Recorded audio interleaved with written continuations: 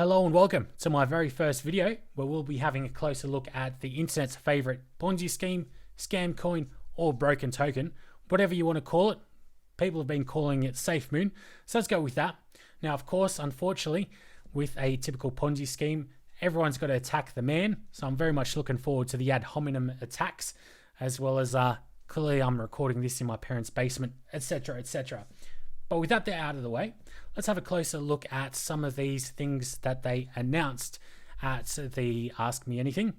With all this drama with Ledger calling SAFEMOON out for being a Ponzi scheme, etc., they decided to announce some kind of partnership with a company called Anonymous Key Technologies. Wanted to have a closer look at what this Anonymous Key Technologies is, because you'll be storing all your hard-earned cryptocurrencies there.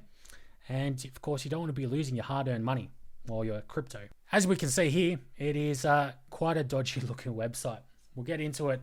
So, website's got some clear legibility issues when it comes to all these underline text, etc. We've got this weird styling issue with this H.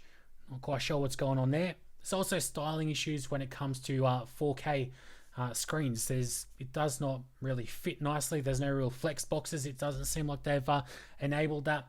But I wanted to have a closer look at this company's social media.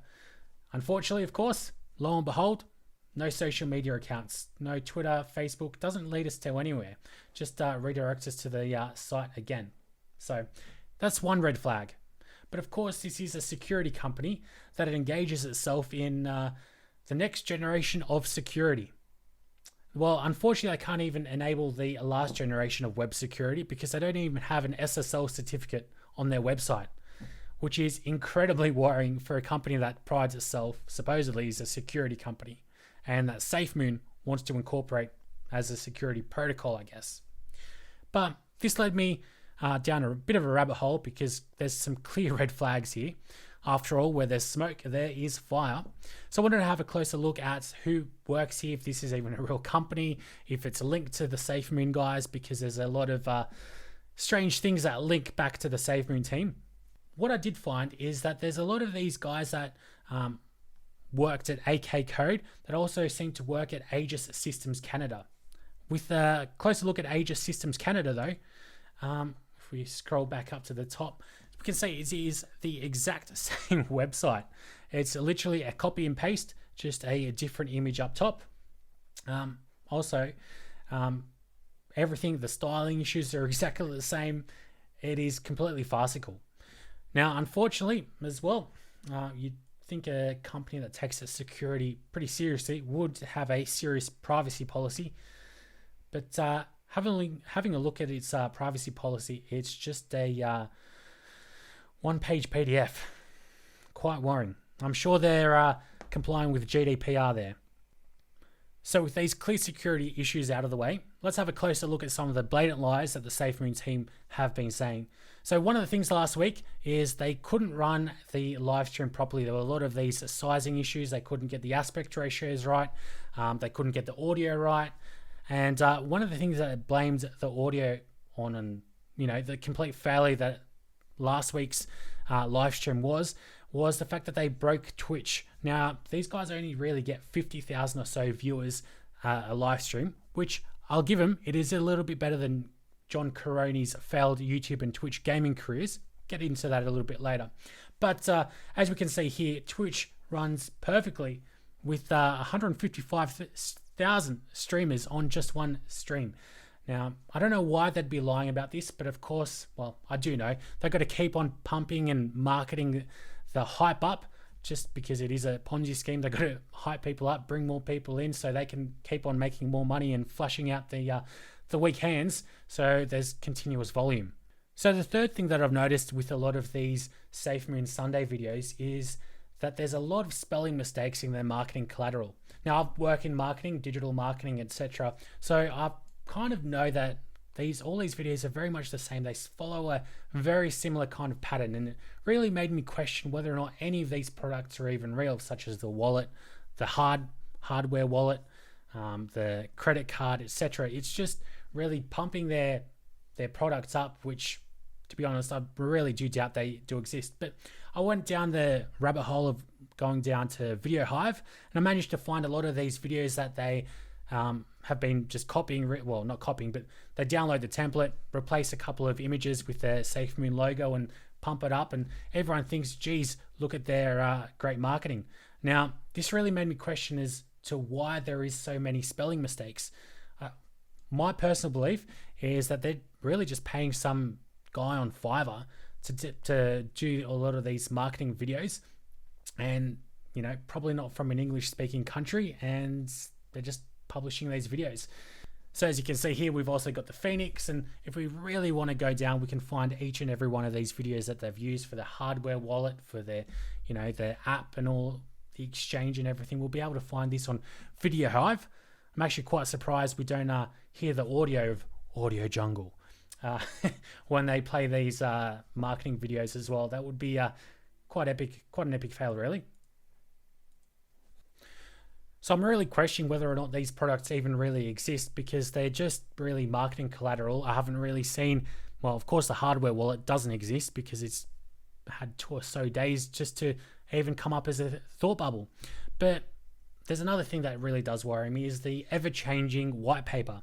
Now, most cryptocurrencies have white papers, as they should be really a downloadable PDF of the project's aims and goals, and its tokenomics, things that make it unique, and maybe a bit of mathematics or how the economics work for the project. But one of the things that did worry me was the ever-changing nature of SAFEMOON's roadmap and white paper. Now, of course, the white paper is just a web page. There's not really much of a paper there, which they do change quite often, I've noticed. But the most worrying thing is, I really wanted to see, they've been playing off this whole Gambia thing, which I guess I'll have to do in another video because I'm rambling on quite a little bit. First video, please excuse me. But one of the things that really did worry me is that all these things are just thought bubbles. They come out of nowhere. Like the hardware wallet came about in 2 days.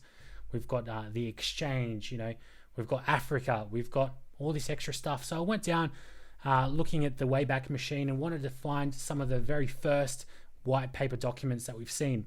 Now, the SAFEMOON token seems to have been created around March the 7th, 2021, of course, this year. And the white paper goes back, at least that I can find, to March the 23rd. Now, on March the 23rd, there was nothing in regards to Africa or, all these kind of self-made exchanges, hardware wallets. There was a little mention of a SAFEMOON wallet. So the early day white papers read a little bit like crypto bingo. Of course, they are changing all these roadmaps as we speak, which is quite worrying. They do like to pretend that this has been a long plan coming. But as we can clearly see, on March 23rd, we had the NFT marketplace. We had staking coming. I mean, do these guys even understand how their token even works if they're planning to have staking involved? Clearly they don't, because if you have a look at the contract, it is a blatant copy and paste. It's literally copyright fraud. Well, copyright infringement, really. Talking about no hardware wallets. There's none of this kind of stuff that they're bringing in all of a sudden. It changes, of course, in 2 or so weeks. I think it was April the 4th or something, when Cardano was really pushing their Africa project. The marketing picked up and Africa was a bit of a flavor of the month, really. That's when we see Africa come up in the white paper. It wasn't even there for a full month when SAFEMOON was created. Crazy stuff. And finally, look, because I am rambling and I want to just pump this video out because I've been very keen to make it. Captain John Caroni, as he likes to call himself, in his What the FUD section, he really didn't take on any FUD, to be honest, but he did complain about the people being, I guess, making racist comments to him in his DMs, sliding in his DMs, complaining about Gambia. Now, Gambia is about as much of a banana republic as you can get. Of course, John Caroni's worked with his father's company, working for the CIA. He's also worked as a supposed defense analyst.